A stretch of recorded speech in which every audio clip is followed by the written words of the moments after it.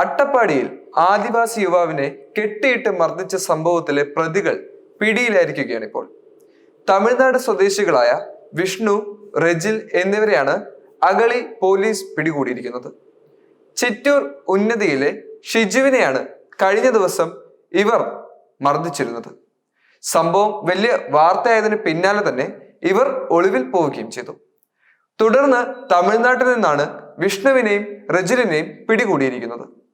Police ഇവരെ ചോദ്യം ചെയ്ത് വരികയാണ് ഇപ്പോൾ. ശനിയാഴ്ച വൈകിട്ട് 4 മണിയോടെ പാൽ കൊണ്ടുപോകുന്ന വാഹനത്തിന് മുന്നിലേക്ക് ചാടിയെന്ന് ആരോപിച്ചുകൊണ്ടാണ് വാഹനത്തിന്റെ ഡ്രൈവറും ക്ലീനറും യുവാവിനെ മർദ്ദിച്ചത് എന്ന് ഷിജു പറയുന്നു. ഷിജുവിനെ കെട്ടിയിട്ട് മർദ്ദിച്ചവർ തന്നെ ചിത്രം പകർത്തി സാമൂഹ്യ മാധ്യമത്തിൽ പോസ്റ്റ് ചെയ്യുകയും ചെയ്തിട്ടുണ്ട്. ഈ ചിത്രം നാട്ടുകാരുടെ ശ്രദ്ധയിൽപ്പെട്ടതോടെയാണ് മർദ്ദന വിവരം പുറത്തറിയുന്നത്.